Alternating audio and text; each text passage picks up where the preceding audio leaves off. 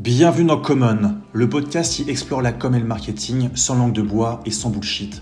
Moi, c'est Clément Martin, chargé de communication freelance.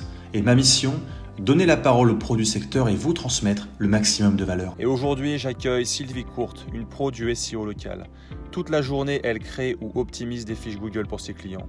Donc autant vous dire qu'elle en a vu passer des erreurs qui plombent la visibilité. Pendant 25 minutes, elle vous dit tout ce qu'il faut savoir pour transformer votre fiche Google en aimant un client. 3, 2, 1, c'est parti pour un nouvel épisode du podcast Common. Bonne écoute. Salut Sylvie. Hello Clément. Ça va ? Bah écoute, très bien. Et toi ? Ça va très très bien. Merci d'avoir accepté l'invitation pour qu'on échange quelques minutes dans le podcast Common. Merci infiniment. Donc aujourd'hui, on va parler d'un sujet que tu maîtrises, que tu connais, que tu adores, qu'on peut voir sur ton profil LinkedIn tout le temps. C'est le référencement local. C'est ça. On va parler de ça aujourd'hui, qui est un sujet très important, notamment pour les indépendants. Et ça peut faire la différence, on va le voir d'ici quelques minutes. Et avant ça, est-ce que tu pourrais te présenter brièvement ? Oui. Alors, brièvement, oui, ça je peux le faire. C'est toujours délicat de se présenter. Donc, moi, c'est Sylvie. J'ai créé en fait Black Lemon depuis bientôt 5 ans et je suis spécialiste en référencement local, qu'on entend souvent aussi sous le nom de SEO local. Voilà, donc sur Google. Voilà. J'aide en fait tous les artisans, les indépendants, les TPE à être visibles sur Google, mais en local, chez eux, dans leur ville, dans le département, dans la région. Voilà, c'est mon activité principale. Ok, très très clair, très très clair. On va rentrer dans le vif du sujet maintenant. Est-ce que tu peux nous expliquer ce qu'est le référencement local et pourquoi c'est particulièrement important quand on est indépendant ? Ok. Alors, pareil, je vais essayer d'être le plus simple possible pour que tout le monde comprenne. En fait, quand tu vas sur Google, simplement, alors je ne sais pas ta ville exacte où tu es. Rouen. Rouen. Alors, tu es à Rouen. Alors, c'est la ville au sans clocher. Bon. Bien. Tu es à Rouen, tu as besoin d'un plombier. Qu'est-ce que tu fais ? Tu vas sur Google, tu tapes plombier Rouen dépannage, et là, tu as des résultats. Et tu as des résultats en local. Et pourtant, on est entouré de clients. Et moi, la première, j'ai fait cette erreur quand j'ai commencé. J'ai essayé de gagner des clients un petit peu partout en France. Et moi, je suis basée à Besançon. En fait, du coup, des clients, il y en avait plein à Besançon. Il y en avait plein dans le Doubs, en Franche-Comté. Et voilà, le référencement local sert à ça, en fait. Être visible là où l'indépendant, l'artisan ou l'entreprise est située. D'accord, ok. Alors, juste, quand tu dis pour les indépendants, en fait, est-ce que cette fiche, elle est intéressante que pour les business en physique ou est-ce que les consultants, par exemple, est-ce que c'est intéressant aussi pour eux d'avoir ce genre de fiche ? C'est super intéressant, c'est même indispensable. Et que tu aies en fait une boutique, un établissement physique ou que tu travailles chez toi ou que tu travailles à domicile chez les gens, tu peux avoir une fiche Google. Moi qui suis consultante en référencement, je travaille à la maison, je peux me déplacer chez les clients, j'ai une fiche Google. À partir du moment où tu as contact avec les clients par téléphone, en physique, à domicile, peu importe, tu as le droit d'avoir une fiche Google. Donc, en tant qu'indépendant, même si on est à la maison, go pour la fiche Google. Ok, d'accord. Très très clair. Est-ce que maintenant, tu peux nous dire les principaux critères qui influencent le positionnement donc, de la fiche dans les résultats de recherche ? Voilà. C'est quoi les principaux critères qui font la différence ? En fait, il y en a plusieurs. C'est vraiment l'écosystème de la fiche qui va faire qu'elle va gagner en position. C'est tout un petit cumul de critères qui va faire que. Mais il y en a qui sont plus importants que d'autres. On va commencer par les mots-clés. Sur une fiche, quand tu travailles une fiche, quand tu crées ta fiche, il faut détecter des mots-clés que tes potentiels clients vont taper dans Google. Je te parlais du plombier, alors voilà, dépannage plombier, assistance plombier 24h/24, plombier qui travaille le dimanche, voilà. Donc, la fiche, en fait, doit répondre à ce genre de recherche que tes clients font. Donc, définir ces mots-clés. Une fois qu'ils sont définis, il faut les placer à divers endroits de la fiche, dans tes descriptions de services, descriptions générales. Après, critère important, c'est les avis, les avis clients. Les avis clients, plus une fiche aura d'avis, plus elle va être référencée. Peu importe, je vais te dire, qu'il soit positif ou négatif, c'est pas le critère de référencement. Le critère de référencement, c'est le nombre d'avis, la note globale qu'a ta fiche. Ça, c'est intéressant, ça, parce qu'il y a beaucoup de personnes qui se disent, j'ose pas demander des avis parce que j'ai peur d'en avoir de négatifs, et qui ne savent pas justement si ça compte dans la balance ou pas. Donc ça, c'est intéressant parce que tu dis. Finalement, c'est le nombre d'avis qui est important. Google va se baser sur la note globale, en fait. C'est 5 étoiles qui sont remplies ou non. Après, ça ne rentre pas dans le détail. Mais ce qui va compter aussi, c'est la réponse aux avis. Ça, peu de gens le savent, mais répondre aux avis influence le référencement. Et plus tu réponds plus ta réponse est complète, plus ta réponse comprend aussi de mots-clés, plus ça joue pour le référencement. Voilà, ça c'est bon à dire, mais parce que peu le font. Parce que tu es en train de nous dire que là, quand tu remets les mots-clés de ton business, de ton secteur dans les réponses des avis, finalement, ça ne fait qu'augmenter le référencement de ta fiche. C'est ça, exactement. Donc, tu as un commentaire positif, tu réponds merci beaucoup, à bientôt. C'est bien, il y a une réponse. C'est déjà bien, mais il y en a qui ne répondent pas. C'est déjà bien, mais si tu réponds oui, effectivement, merci pour la prestation de blablabla que nous avons effectuée en temps de temps, merci à vous, blablabla, que tu étales un petit peu, que tu complètes, et là, bingo pour le référencement. Donc ça, c'est bon à savoir. Plus tu remplis ta fiche, en fait, plus ça booste. Plus tu vas mettre de photos régulièrement, plus ça booste. Des photos de qualité, des photos qui sont originales. Les photos libres de droit, par exemple, ça n'a aucune valeur pour le référencement. Par contre, les photos originales que tu prends toi de ton activité, oui, ça fonctionne. Plus tu vas remplir les attributs. Les attributs, c'est ces petits plus qu'offre la fiche Google. C'est par exemple, est-ce que tu as des horaires différents des horaires d'habitude? Est-ce que tu proposes des services sur place? Est-ce que tu as un accès pour les personnes à mobilité réduite? Voilà, c'est tous ces petits plus que tu ajoutes sur ta fiche qui boostent et qui ont une valeur très très haute dans le référencement. Ça, c'est des choses à savoir. La publication de Google Posts, peu le font, mais c'est une fonctionnalité qui existe sur la fiche Google. C'est comme des posts sur LinkedIn, Instagram, sauf que c'est sur Google et tu es limité en caractères, donc c'est plutôt rapide.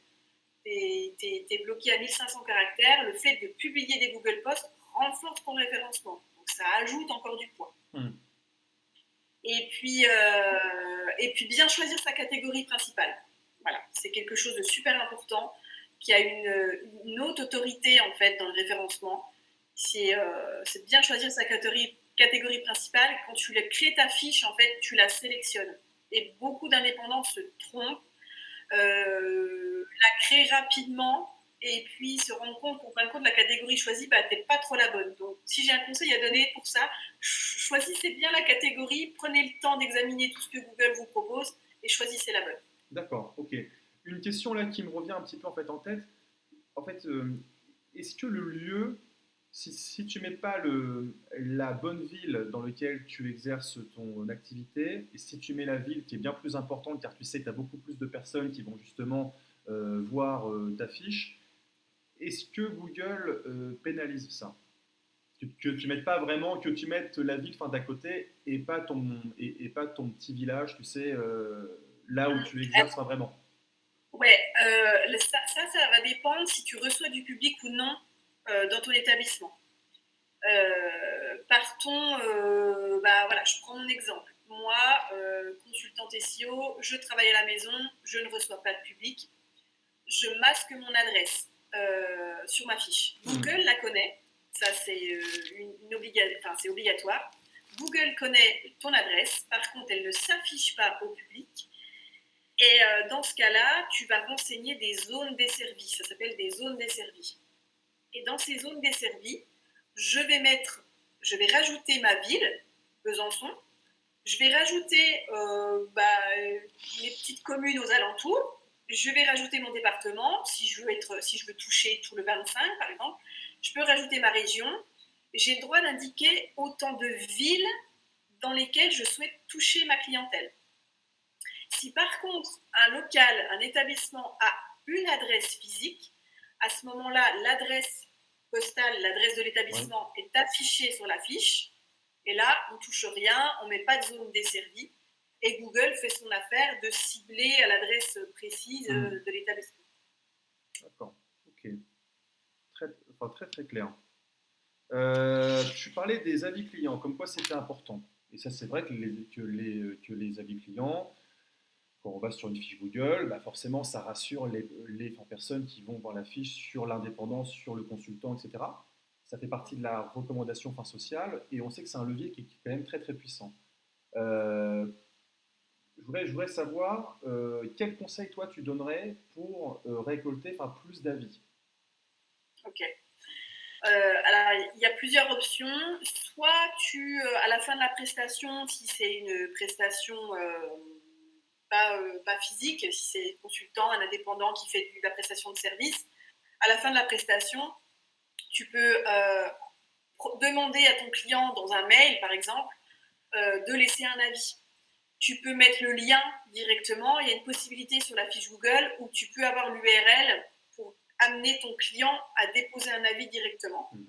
Tu as le QR code aussi, QR code plus le lien, donc tu peux le mettre dans un mail, tu peux mettre ça sur des factures,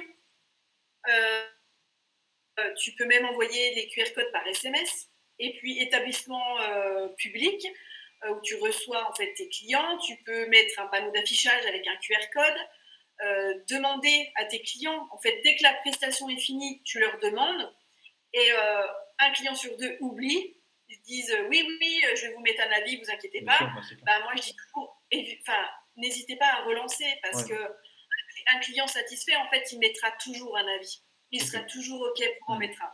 Donc, un petit rappel pour dire, pensez à me mettre un avis si vous voulez. Et puis, il y a des personnes aussi qui ne savent pas forcément quoi mettre. Il y a des gens à qui ça arrive, OK, mais je ne sais pas trop quoi mettre. On peut leur préparer une trame, par exemple. Tout à fait, alors, essayez d'être différent à chaque fois pour pas que les avis se ressemblent, les réponses, mais on peut guider le client en disant, vous dites que vous avez fait appel à moi pour telle prestation, comment ça s'est passé, combien de temps ça a duré. On peut aussi guider un petit peu le client sur sa réponse. Des fois, ça aide, parce que... Mais la fiche Google, depuis la fiche Google, tu peux récupérer l'URL de ton avis, en tout cas qui amène sur la page pour laisser un avis, le QR code, et puis à partir de là, tu places ça où tu veux, en fait, dans tous tes documents, même dans tes mails, par SMS, par WhatsApp maintenant, puisqu'on peut communiquer aussi par WhatsApp. Donc, vraiment pas hésiter à utiliser tous les moyens qui sont mis à disposition.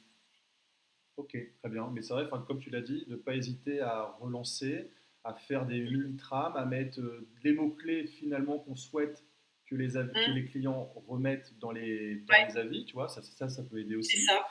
Et puis comme tu l'as dit, en fait, un client qui est satisfait, lui, justement, il est très content de pouvoir t'aider. Et puis, oui, c'est ça. Et une question qui vient à l'esprit, est-ce que les avis Google, c'est uniquement possible de les attribuer, de les donner grâce à une adresse Gmail, ou est-ce que l'adresse Gmail, AOL, Yahoo, Bidule, Tartampion, est-ce que ça passe ou pas? Ah non, ça passe pas. Ah mince. Donc par exemple, ma grand-mère ne pourra pas mettre un avis sur la fiche du plombier, d'accord. Okay. Bon, alors, ta grand-mère. Ok, prenons un exemple simple. Moi, Sylvie, qui ai une adresse Wanadoo, par exemple. Oh la honte. Je ne peux pas laisser d'avis avec mon adresse Wanadoo. Voilà. Donc, honnêtement, on remonte déjà à 25 ans d'arrière. Non, en fait, il faut avoir soit une adresse Gmail ou un compte Google. Okay. En fait. Voilà. Mais tu dois obligatoirement être sous Google pour pouvoir laisser un avis. C'est là pour le moment le petit inconvénient, en fait, parce que tout le monde, en tout cas, il y a des gens qui n'ont pas encore Gmail. Donc, voilà. C'est clair. Mais ça peut être un frein, justement. Ça peut être un frein. Ça peut être un frein, parce que c'est vrai que là, du coup, c'est bloquant pour pouvoir émettre un avis. Donc, ok. Mais l'adresse Gmail, c'est vite créé. Hein. Donc, oui, tout à fait, ouais. Ok, très très clair. Est-ce que tu peux nous partager maintenant les erreurs fréquentes que tu peux voir dans les fiches d'indépendants et comment les éviter? Voilà, ces erreurs qui reviennent souvent. Et je pense qu'il doit y en avoir quand même quelques-unes qui reviennent. Je pense qu'on a un petit peu parlé là, on a dit. Il y en a des tonnes et c'est toujours les mêmes. Ce que je disais un petit peu tout à l'heure, c'est quand on crée sa fiche, ne pas se précipiter. Prendre le temps, bien remplir les choses. Et je vois les erreurs récurrentes, moi, c'est qu'on ne met pas forcément le nom de son établissement sur la fiche Google. Je vois souvent des gens qui mettent leur prénom, leur nom, leur profession, ou des fois il y a nom, prénom, profession plus nom de société. C'est trop. En fait, la fiche Google, le nom, elle doit porter le nom de son établissement, le nom officiel, le nom qui est déclaré. Voilà. Ça, c'est important. Et puis, bien choisir aussi, je disais tout à l'heure, sa catégorie, puisque quand on se rend compte, une fois qu'on a créé la fiche, on la reprend une semaine, 2 semaines plus tard, et qu'on se rend compte qu'il y a une catégorie du coup, qui était plus à même d'être sélectionnée. Quand on fait la modification, en général, 1 fois sur 2, Google suspend la fiche, en tout cas, demande une validation de fiche, ce qui la suspend, ce qui l'a mis en attente. En général, on doit reconfirmer notre catégorie en faisant une vidéo, on doit prouver les choses. Et voilà, le problème de mal choisir sa catégorie quand on crée sa fiche, ça crée généralement des problèmes ensuite. Donc voilà. Le principal que je vois en tout cas, c'est par rapport au nom et aux catégories. Et puis faire beaucoup de changements en peu de temps. Changer, ajouter, pas trop les photos, mais ajouter beaucoup de photos. Alors il faudrait en rajouter 30 d'un coup. Changer sa catégorie, changer ses horaires. Rechanger ses horaires, rechanger sa catégorie, remodifier la description 3-4 fois dans la journée. Là, c'est mauvais. Ça lance des signaux d'alerte à Google en disant voilà, attention, il se passe quelque chose qui n'est pas normal, donc je suspends. Donc, je conseillerais moi de faire quelques modifs de temps en temps, et puis même s'il y en a à rajouter, on attend quelques jours et puis on les rajoute. Parce que tout faire d'un seul coup, ça peut provoquer ce genre de problème. Et puis, qu'est-ce que je vois d'autre? Ça, c'est les plus gros que je vois en ce moment. Par exemple, tu vois, si ton consultant, si le business physique a des photos de ses nouveaux produits, de sa nouvelle offre ou d'un entretien en fait avec un de ses clients, bref, il a une belle photo, il a plusieurs photos de ses réunions en fait avec ses clients. Je parle dans le cas d'un consultant ou bref, d'un business en physique avec des produits qu'on met en avant, plutôt que de tout poster dans le mois, il faut le diluer sur plusieurs mois pour éviter déjà de griller toutes ces cartouches. Parce que j'ai l'impression, quand je t'écoute là, que la fiche Google, un peu, c'est comme un réseau finalement. C'est comme LinkedIn, c'est comme Facebook, c'est comme... Et en fait, voilà, il faut toujours en fait alimenter par du contenu, etc. Donc, c'est tout à fait ça. C'est Google Business Profile, c'est comme ça que ça s'appelle maintenant. C'est plus Google My Business. C'est vraiment un réseau social. Tu communiques des infos à tes prospects, à tes clients. Tu mets à jour ces informations et surtout tu publies des posts. Donc, et c'est un échange en fait, parce que les gens peuvent poser des questions. Il y a une section questions-réponses où on peut poser des questions. Il y a les avis, on peut répondre aux avis, et puis les gens peuvent aussi proposer des modifications sur la fiche. Donc, il y a vraiment du collaboratif, c'est vraiment un réseau social maintenant, mais à part entière. Donc, d'autant plus, enfin, une bonne raison de s'y mettre encore aujourd'hui. Oui. Mais oui, il vaut mieux faire les choses régulièrement que de mettre tout d'un coup. Ça, Ok. c'est une évidence. Ok. Est-ce que dans les erreurs fréquentes, il y a d'autres choses qui te viennent à l'esprit ou on a fait le tour?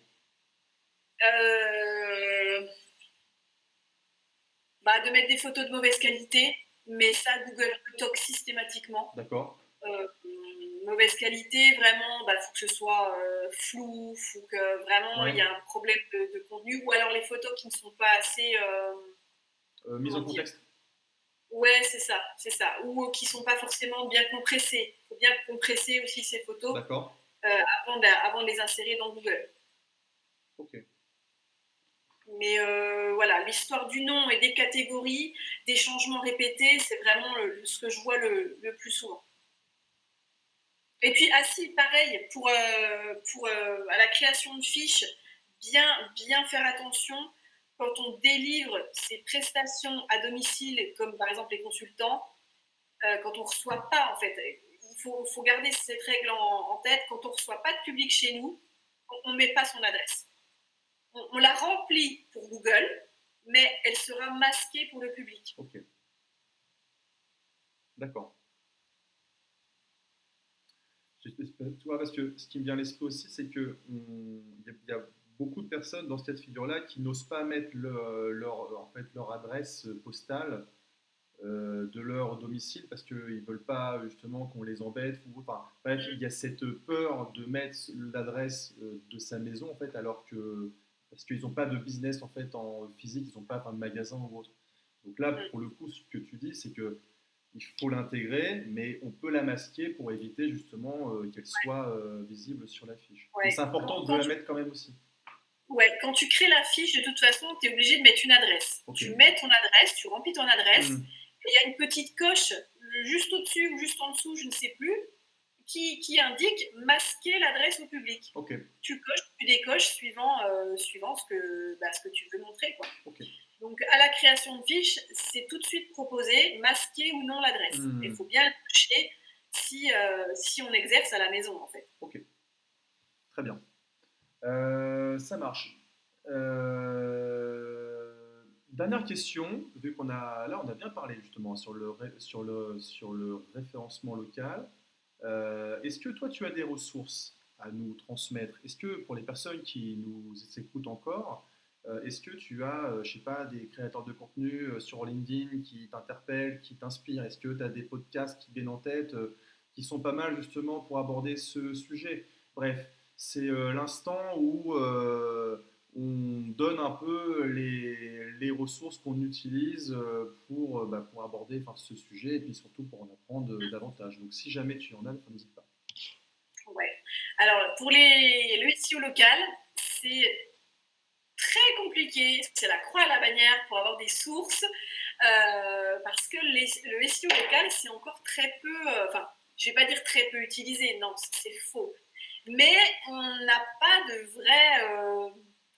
vraie base. Alors, moi, j'utilise le blog de Google, puisque c'est là où sortent les infos en premier. Le blog de Google, je m'informe aussi avec des sites comme Local Ranker. D'accord. Local Ranker et le site aussi Abondance. Qui sont vraiment... Abondance, c'est le SEO en général, mais il y a aussi les actualités du SEO local. Et puis Local Ranker, eux aussi, sont vraiment focalisés sur le SEO, le référencement local. Donc, il y a des articles de blog, des ressources qui sont vraiment très intéressantes. Et c'est assez régulier. Et puis après, en créateur de contenu, j'ai pas... alors, je peux pas vous en donner là, comme ça, je peux pas t'en donner non plus, parce que j'ai pas encore moi-même trouvé la bonne référence. Donc, c'est très difficile. Mais à part vraiment les sites référents, comme Abondance ou... c'est plus les sites SEO général qui vont me donner des infos de temps en temps sur le local.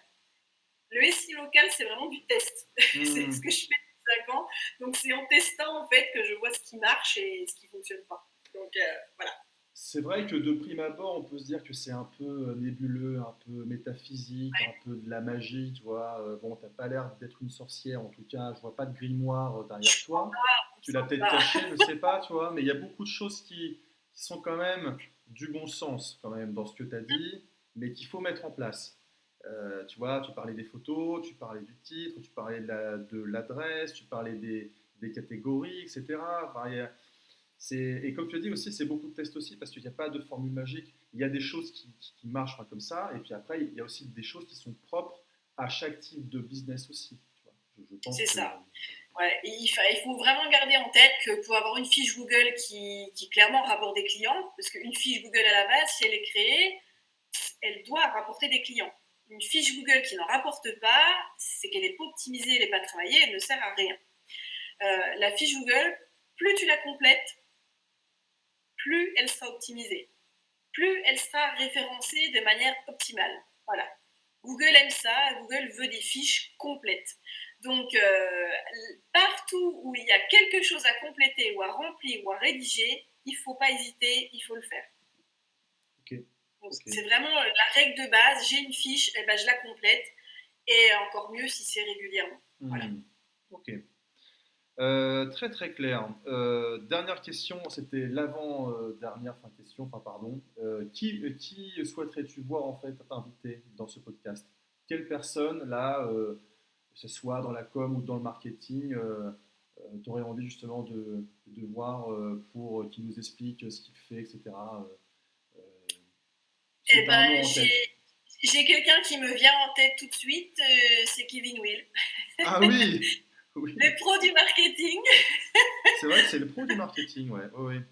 Oui, oui, exact. On le voit beaucoup Voilà. sur LinkedIn, très très Marketing, bon. des petits visuels aussi Canva Ouais, très très bon. qui tabasse. Oh, tout à fait, ouais. Donc, Oui, voilà, ça m'a fait tilt. ah ouais, le pro du Canva, le pro des templates et surtout le pro des posts LinkedIn qui font un engagement fin de malade, très très bon. Ouais, Ah ouais, ouais, très ouais. très bon. C'est vrai. Ok, parfait. Bah écoute, Sylvie, merci beaucoup. Merci beaucoup. C'était un bel échange. Tu nous as régalé parce que là, tu nous as dit enfin, des trucs. Là, sur la fiche Google, je pense qu'il y a beaucoup de gens là qui sont en PLS parce qu'en fait, ils se disent ah, j'ai pas rempli ça, ah, j'ai pas fait ça, ah, bidule, machin. Eh ben, Euh, action. Action. voilà, non, là maintenant vous savez ce qu'il vous reste à faire. Voilà. Et surtout, bah, les autres questions, s'il y a des questions sur ce sujet-là, bah, je vous invite à aller voir le profil LinkedIn de Sylvie qui fait du contenu justement sur ce sujet, du très bon contenu. Black Lemon, c'est le nom de ta boîte, c'est ça? C'est ça, c'est ça. Ouais. Voilà. Donc n'hésitez pas en fait à aller voir son profil pour en apprendre davantage voilà, sur le SEO local. Et puis voilà. Et donc sur ce, moi je te souhaite une belle journée. Enfin merci encore. Et Bah, puis merci à très toi. vite. Voilà. À bientôt. Merci. Salut!